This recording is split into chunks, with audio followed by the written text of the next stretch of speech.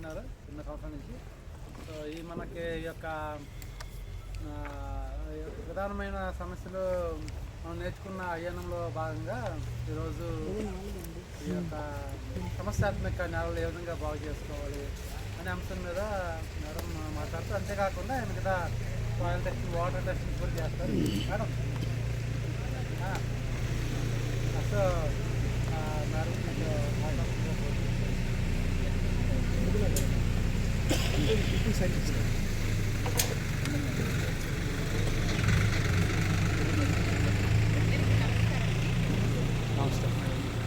మీరు agriculture background నుంచి వచ్చారా? మామూలు లేదు మేడం, మామూలు బ్యాక్గ్రౌండ్.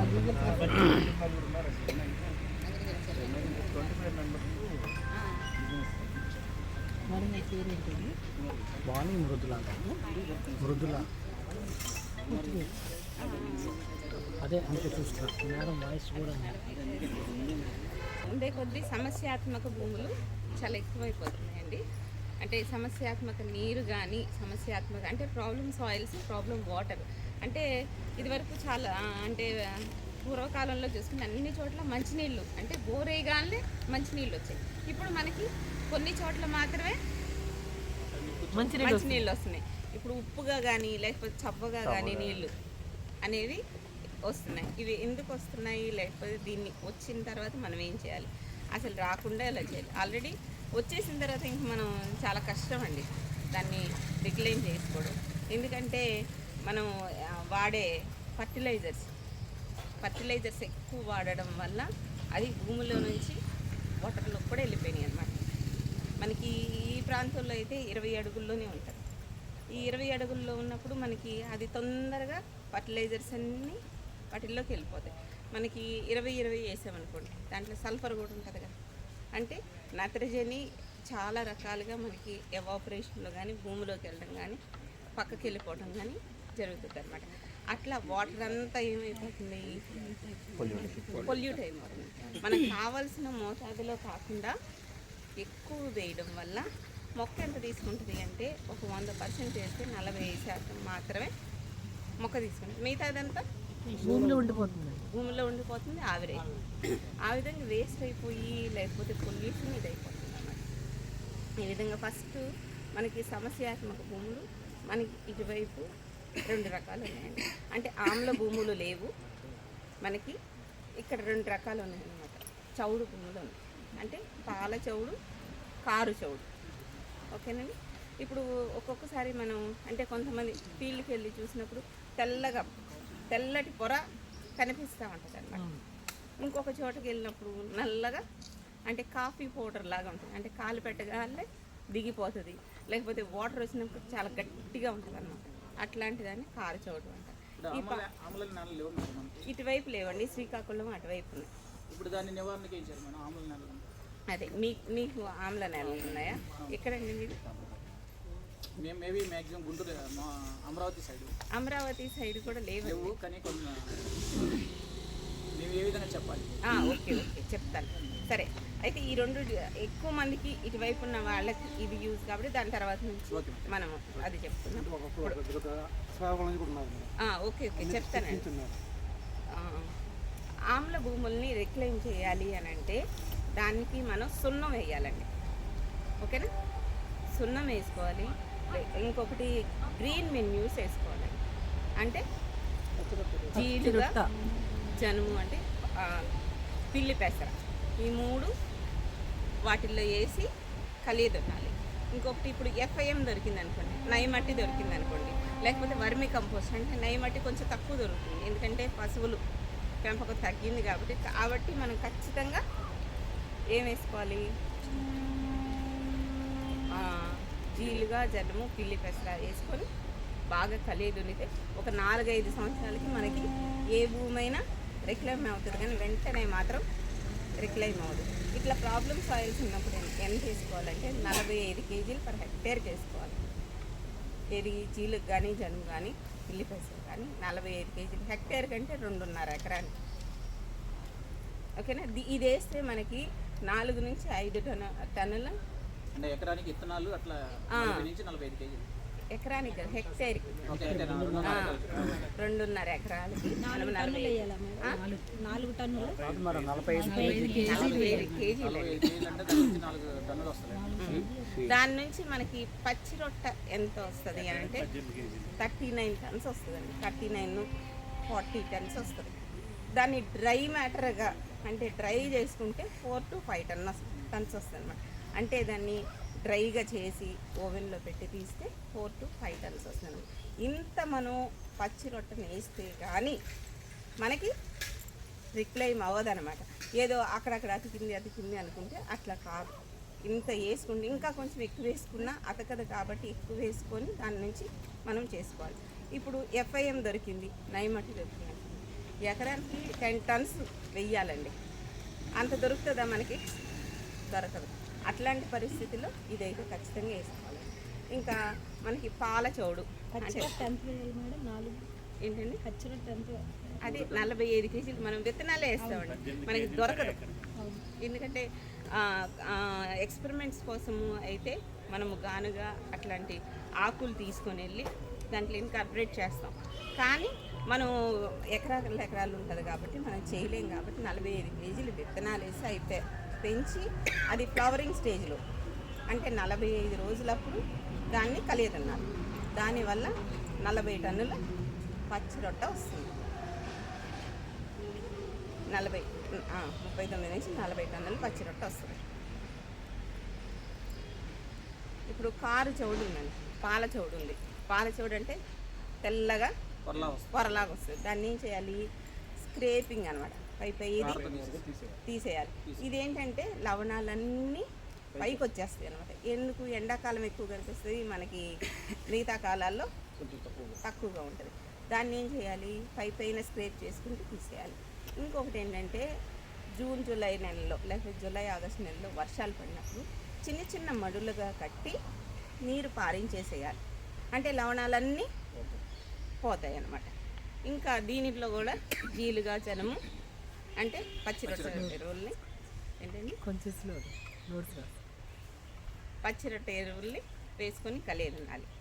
ఇంకా ఇట్లా ప్రాబ్లమ్ సాయిల్స్ ఉన్నప్పుడు, సమస్యాత్మక నేలలు ఉన్నప్పుడు మనము 25% అధికంగా మనం ఎరువులు వేసుకోవాలి. ఎందుకంటే మనకు భూమే సమస్యాత్మకంగా ఉంది. అప్పుడు అలాంటప్పుడు మొక్క వాటిని న్యూట్రియంట్స్ని తీసుకోలేదన్నమాట. మొక్క తీసుకోలేదు కాబట్టి మనం 25% ఎక్కువ అదనంగా ఎరువులు వేసుకోవాలి. ఇంకా అలాంటి పరిస్థితిలో మనకి భూమి నుంచి ఇంకా అసలు తీసుకోవట్లేదు, పైపాటుగా. ఓకేనా? అంటే ఫోలియర్ స్ప్రేస్ ఇప్పుడు నానో యూరియా కానీ నానో డిఏపిలో కానీ ఆ రూపంలో మల్టీకే కానీ అట్లాంటి వాటిల్లో మనం టాప్ డ్రెస్సింగ్స్ ఫోలియర్ స్ప్రే ద్వారా చేసుకోవాలన్నమాట. చేసుకుంటే కొంతవరకు ఇది అవుతుంది. ఇంకా ఇవి నత్రజని, భాస్వరం, పొటాష్ ఇట్లా చేసుకుంటాం. ఇంకా మనకి అంటే ముఖ్యమైన పంట వరి గురించి చెప్తున్నాను. ఈ వరి గురించే మనం టాప్ డ్రెస్సింగ్స్ అయిపోయిన తర్వాత జింక్ డెఫిషియన్సీ ఎక్కువ వస్తుంది ఈ సమస్యాత్మక నేలల్లో. అంటే మైక్రోన్యూట్రియంట్స్ కూడా డెఫిషియన్సీస్ వస్తాయి. దాంట్లో ప్రధానమైనది జింకు. 3 జింకు మనం 20 కేజీలు ఎకరానికి వేసుకోవాలి. అంటే 50 కేజీలు హెక్టేర్కి వేసుకోవాలి. 20 కేజీలు ఎకరానికి, హెక్టేర్కి 50 కేజీలు చొప్పున. అది మనం ఏం చెబుతాం? ఆల్టర్నేట్ అంటే ఒక సంవత్సరం మార్చి సంవత్సరం చెప్తాం. కానీ ఈ సమస్యాత్మక నెలలో ప్రతి సంవత్సరం భూమిలో వేసుకోవాలి, 3 జింకుని వేసుకోవాలి. అట్లాంటి పరిస్థితుల్లో మళ్ళా అయినా సరే మనకి జింకు లోపం కల్పిస్తే 2-3 సార్లు 4-5 రోజుల తేడాతో ఫోలియర్ స్ప్రే చేసుకోవాలి.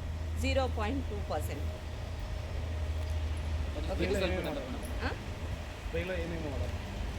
Chelated zinc chelated zinc sulphate అంటారు. జింక్ సల్ఫేట్, దాన్ని చిలేటెడ్ జింక్ అని అమ్ముతారు మనకి.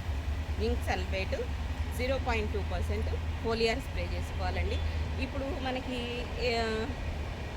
మామూలు సాయిల్లో అయితే అంటే భూమి బాగున్న పరిస్థితుల్లో 40 నుంచి 55 రోజుల్లో మాత్రమే జింక్ లోపం కనిపిస్తుంది. కానీ ఈ సమస్యాత్మక భూములు ఉన్నప్పుడు చివరి వరకు అంటే గ్రెయిన్ ఫిల్లింగ్ వరకు కనిపిస్తుంది అనమాట. అప్పుడు కూడా మనం స్ప్రే చేసుకోవచ్చు. ఇంకా ఈ జింకు స్ప్రే చేయడం వల్ల అంటే ఎన్ని రోజులు గ్యాప్ 4-5 డేస్ 2-3 స్ప్రేయింగ్స్ చేసుకోవాల్సి వస్తుంది. 4-5 డేస్ గ్యాప్లో చేసుకోవాలి. ఒకసారి చేసి జింక్ డెఫిషియన్సీ పోద్దా అంటే పోదు. 2 నుంచి 3 దఫాలుగా మనం ఫోలియర్ స్ప్రేస్ అయితే చేసుకోవాలి. అంటే ముడి జింక్ వేయలేని పరిస్థితులు, ముడి జింక్ వేసినప్పుడు కూడా మనకి ఒకవేళ ఈ జింకు లోపం కనిపిస్తుంది వేసి మేడం స్ప్రేకి ఏమేమి వాడాలి? స్ప్రే జింక్ సల్ఫేట్, దాన్నే చిలేటెడ్ జింక్ అని నమ్ముతారు.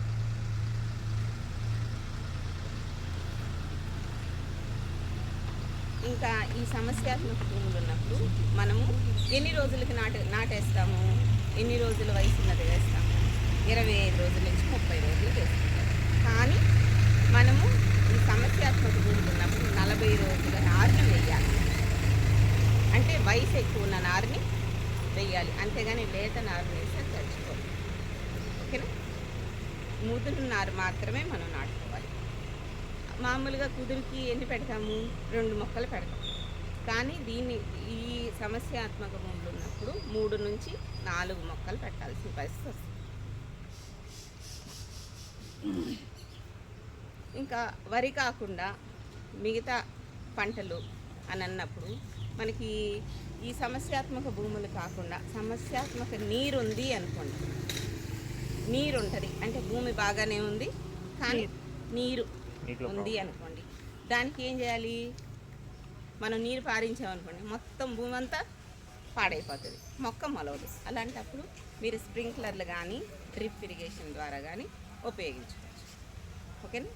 స్ప్రింక్లర్ కానీ డ్రిప్ ఇరిగేషన్తో కొంతవరకు అంటే ఒక్కొక్క పంట కొంత శాతం వరకు ఉప్పులు తట్టుకుంటుంది అన్నమాట.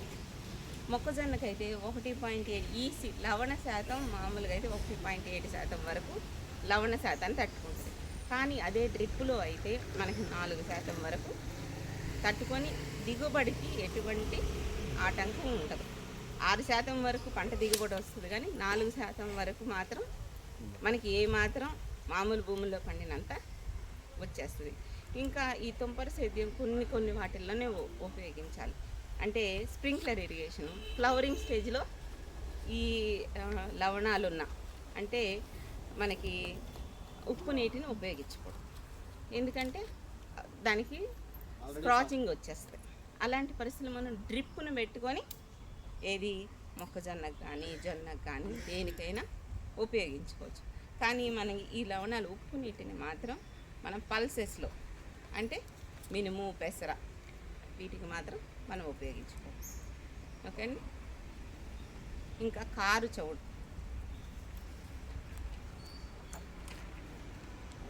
చౌడుకు మాత్రం జిప్సం ఉపయోగించుకోవాలండి. సమస్యాత్మక భూమి అనగానే మనం దేనికి వెళ్తాం? జిప్సం క్షార భూమి, దీనికి జిప్సంకి వెళ్ళిపోతాం. జిప్సం అన్నిటికీ ఉపయోగించకూడదండి, క్షార భూములకు మాత్రమే, కారు చౌడు ఉన్న వాటికి మాత్రమే ఉపయోగించాలి. జిప్సం ఎలా ఉపయోగించాలి? అది నల్లరేగడి నేలలకైతే 500 కేజీలు ఉపయోగించాలి. 500 హెక్టార్కండి.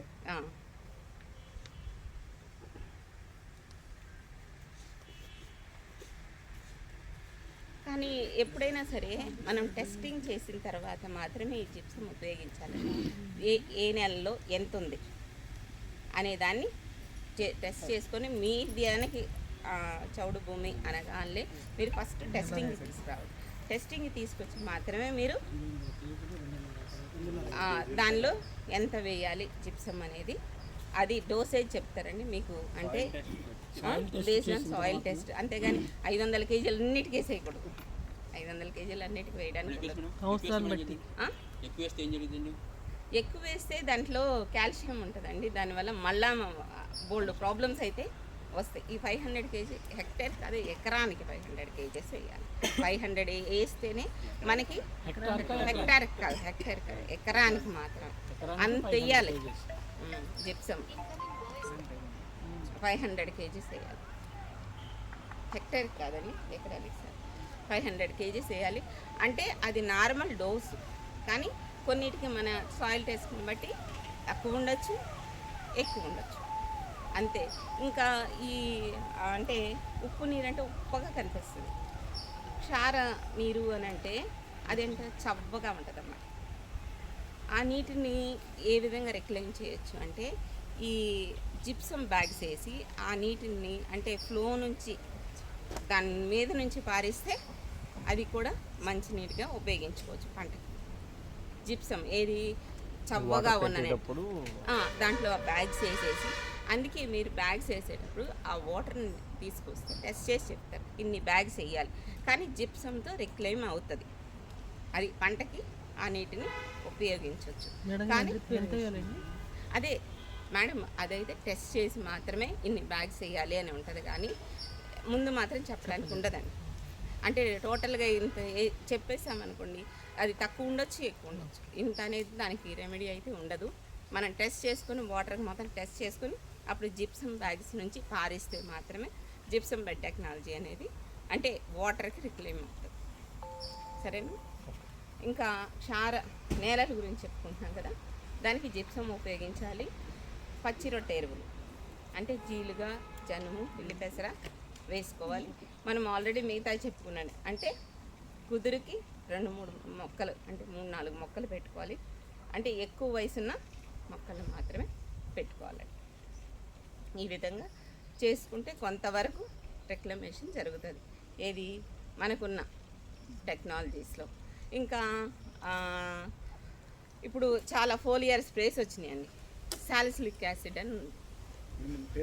సాలిసిలిక్ యాసిడ్ ఇది జొన్నలో టెస్ట్ చేయడం జరిగిందండి. జొన్నలో టెస్ట్ చేయడం జరిగింది. ఇది 35 డేస్కి ఒకసారి 55 డేస్కి ఒకసారి స్ప్రే చేయడం జరిగింది. ఇప్పుడు ఈ సాలిసిలిక్ యాసిడ్ అనేది మనకి అంటే ఆయింట్మెంట్స్ 35 రోజులకు ఒకసారి, 55 రోజులకు ఒకసారి. ఫోలియర్ స్ప్రేస్గా చేయడం వల్ల మనకి పంట దిగుబడి మామూలుగా ఎంత ఉందో అంత దిగుబడి వచ్చిందండి. ఇంకొకటి సిలికాన్ అని కూడా ఉంటుందండి, ఓకేనా? అంటే ప్యాడీ స్ట్రాలో మనకి అంటే నూగుగా ఉంటుంది కదా, రఫ్గా ఉంటుంది. చౌడు నెలలో పండించిన జొన్నలో మనం ఫోలియర్ స్ప్రేగా కొన్ని ఇప్పుడు వచ్చినాయండి. అంటే సాలిసిలిక్ యాసిడ్ కానీ, సిలికాన్, పొటాషియం సిలికేట్ అండి, కాల్షియం సిలికేట్, ఇవి స్ప్రే చేసుకుంటే మనకి దిగుబడి తగ్గకుండా ప్రాబ్లమ్ సాయిల్స్లో ఫోలియర్ స్ప్రేగా చేసుకుంటే దిగుబడి ఆన్పారుగా వచ్చింది.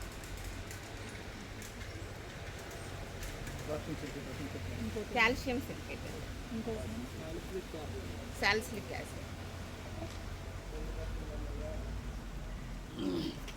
ఇది ప్యాడీ స్ట్రాలో కూడా ఉంటుందండి. అంటే ప్యాడీ స్ట్రా అంటే గడ్డి, వరి గడ్డిలో కూడా ఉంటుంది. వరి గడ్డిని మనం ఇది చేసుకొని కూడా చేసుకోవచ్చు, వరిగడ్డిని భూమి మీద పరిచి కూడా చేసుకోవచ్చు. ఇంకొకటి పొట్టు, వరి పట్టులో కూడా మనకి సిలికా ఉంటుంది. ఆ సిలికా అనేది కూడా ఇదివరకు బూడిదేస్తే దానివల్ల పురుగులు రాకుండా ఉంటాయి అనేది ఉంది కదా మనకి. అంటే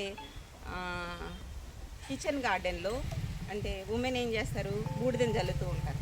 అది ఈల్డ్ని పెంచుతుంది, మళ్ళీ పురుగులు తెగుళ్ళ నివారణకు కూడా ఉపయోగపడుతుంది. ఎందుకంటే దాంట్లో సిలికా ఉంటుంది కాబట్టి, ఓకేనా? సిలికా ఉండేదాన్ని అంటే పొటాషియం సిలికేట్ ఎందుకు వేస్తున్నాము అని అంటే మనకి సోడియం ఎక్కువ ఉంటుందండి. ఈ ప్రాబ్లమ్ సాయిల్స్లో సోడియం ఉంటుంది.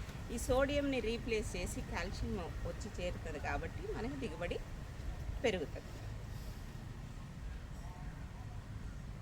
ఇంకా ఈ దీంట్లో మనం ఏం చేస్తాము అని అంటే ఈ స్టేషన్లో వాటర్ సర్వే చేస్తారండి, సాయిల్ సర్వే చేస్తారు. అంటే ఒక్కొక్క సంవత్సరానికి ఒక్కొక్క డిస్ట్రిక్ట్ని తీసుకుంటారనమాట. ఆ డిస్ట్రిక్ట్లో తీసుకొని వాటర్ శాంపిల్స్ అంటే ఒక్కొక్క మండలానికి ఇన్ని శాంపిల్స్ అని తీస్తారు. అవి తీసుకొచ్చి ఆ భూముల్లో ఉన్న అంటే సాయిల్ కానీ వాటర్ కానీ శాంపిల్స్ తీసుకొచ్చి ఎనాలిసిస్ చేసి ఇక్కడెక్కడ వాటర్ ఇట్లా ఉన్నాయి, ఇలా ఉన్నాయి అని చెప్పేసి ఒక తర్వాత టెస్ట్ చేసిన తర్వాత దాంట్లో ఉన్న మొత్తాన్ని టెస్ట్ చేస్తారు, మ్యాప్ చేస్తారు అనమాట. ఇక్కడ మనకి క్షార భూములు ఉన్నాయి, ఇక్కడ ఈ భూములు ఉన్నాయి, ఇక్కడ మంచి భూములు ఉన్నాయి, ఇక్కడ ఆమ్ల భూములు ఉన్నాయి అని చెప్పి మనకి ఒక మ్యాప్ రిలీజ్ చేసి గవర్నమెంట్కి ఇస్తారు. గవర్నమెంట్కి ఇవ్వడం వల్ల అప్పుడు వాళ్ళు ఫర్టిలైజర్ ఇవ్వడం కానీ దానికి రిక్లమేషన్గా ఏమైనా చేయడానికి కానీ ఉంటుంది అనమాట. ఇక్కడ మనం చేసేది ఇది చేస్తాం అన్నమాట. దానికి ఏమేమి టెస్ట్ చేస్తారు, ఏమేమి ఎక్విప్మెంట్ ఉంటుంది అనేది నేను చూపిస్తాను.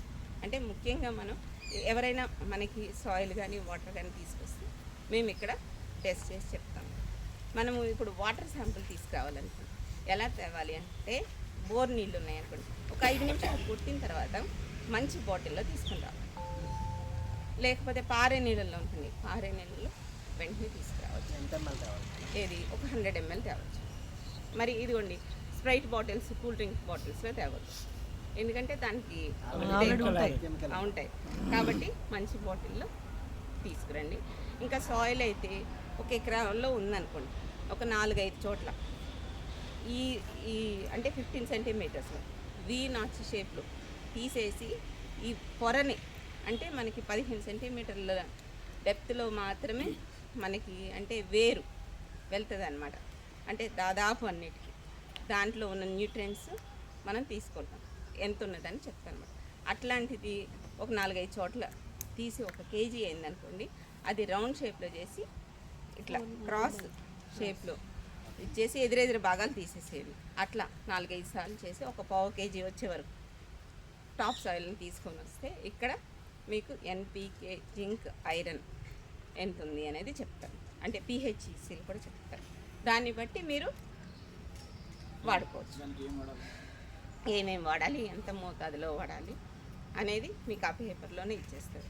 ఇప్పుడు వాటర్ టెస్టింగ్ అనుకోండి 500 రూపీస్ తీసుకుంటాం, సాయిల్ టెస్టింగ్కి 750 రూపాయలు తీసుకొని మీకు పక్కాగా వాటర్కి ఎంత మేడం గారు? 500 రూపీస్, సాయిల్కి 750 రూపీస్.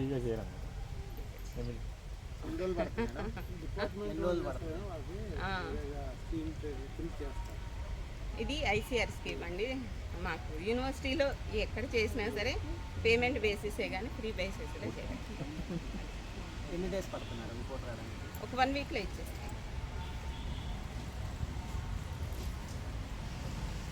మీకు ఇంకేమన్నా డౌట్స్ అంటే మరీ డెప్త్గా చెప్తే అంత యూజ్ ఉండదు కదా, అందుకని ఓవరాల్గా చెప్పాను. ఎగ్జామ్లో ఇంతకన్నా డెప్త్కి వెళ్ళరు, ఇదే చాలా ఇదిగా ఉంది కాబట్టి ఎగ్జామ్లో ఇంతే ఉంటుంది. మీకు ఏమైనా డౌట్స్ ఉంటే కొంచెం అడగండి. ఎవ్రీ డిస్ట్రిక్ట్లో ఉన్నాయి మ్యామ్ ఇలాంటి సెంటర్స్? లేదు మేడం, మన ఏపీలో ఇది ఒక్కటే ఉంది. మన ఇండియాలో మొత్తానికి 10 సెంటర్లే ఉన్నాయి మేడం. 3 volunteer, main centre 3. ఏంటండి? Soil test. ఇప్పుడు 13 జిల్లాలు ఉన్నాయి కదా మేడం, ఇప్పుడు 13 years పట్టిద్దా మళ్ళీ ఆ జిల్లాని మళ్ళీ తీసేసి? పట్టుద్దండి, కానీ అంత వాటర్ కానీ సాయిల్ కానీ మనకి అంత తొందరగా ఇదే అవుతుందండి. గ్రాడ్యువల్గా అయినప్పుడు ఆ 13 డిస్ట్రిక్ట్స్ అంటే చేయడానికి ఇప్పుడు మ్యాన్ పవర్ కానీ బడ్జెట్ కానీ చాలా అవసరం అవుతుంది. ఇప్పుడు మనం ఎన్ని ఎకరాలకు తీసుకుంటాము, ర్యాండమ్గా తీసుకుంటాము. అది అనాలిసిస్ చేయడానికే 6 months పడుతుంది. సాయిల్ శాంపిల్స్ ఒక డిస్ట్రిక్ట్ నుంచి కానీ లేకపోతే ఒక అంటే వాటర్ శాంపిల్స్ కానీ సాయిల్ శాంపిల్స్ కానీ తీసుకురావాలి అంటే చాలా కష్టం అండి. ఎంత ఏరియా ఉంటుందో మీకు తెలుసు కదా, ఒక విలేజ్ కిందే ఒక 2000 ఎకరాలు ఉంటుంది. అలాంటి ఒక మండల్లో ఎన్ని ఉంటాయి, అది డిస్ట్రిక్ట్లో ఎన్ని ఉంటాయి. అందుకని 13 years పడుతుంది ఒక మ్యాప్ చేయడానికి. కానీ అంత తొందరగా మీకు మారిపోదు, గ్రాడ్యువల్గా మారుతుంది కాబట్టి మనం 13 yearsలో చేస్తాం. మళ్ళీ 13 years బ్యాక్ ఎలా ఉంది మనకి మ్యాప్, ఇప్పుడు ఎలా ఉంది అనేది కూడా చెప్తారు. వాటర్ కానీ సాయిల్ కానీ ఎలా చేంజ్ అయింది అనేది చెప్తారు. 80-191-66 191-66-783. మేడం గారు ఒకసారి పేరు చెప్పారు. డాక్టర్ మృదుల.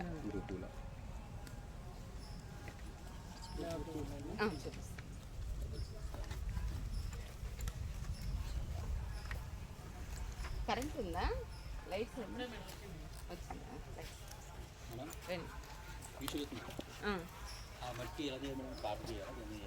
పారతోనండి. ఇట్లా చెక్కినప్పుడు పైన ఫస్ట్ గడ్డి తీసేయండి. ఇట్లా చెక్కినప్పుడు సన్నటి పొర వస్తుంది కదా, ఇటువైపు కూడా సన్నటి పొర వచ్చినప్పుడు ఆ మట్టిని మాత్రమే 4-5 చోట్ల తీసుకొని మేము అనే విషయం అంటే తీసినప్పుడు కారు కదా మేడం, అది ఐరన్ కాబట్టి లోపల మార్పు వస్తాయి. చెక్క పూజ చెప్పారండి. లేదండి ఏం కాదు, ఏమవుదు. ఇప్పుడు ఐరన్ అంత కరిగిపోయేది ఉంటే కరగదు కదా, అది వెంటనే ఏమి కరిగిపోదు. చెక్క దాంతో మనకి చెక్క పారలు ఉండవు కదండి.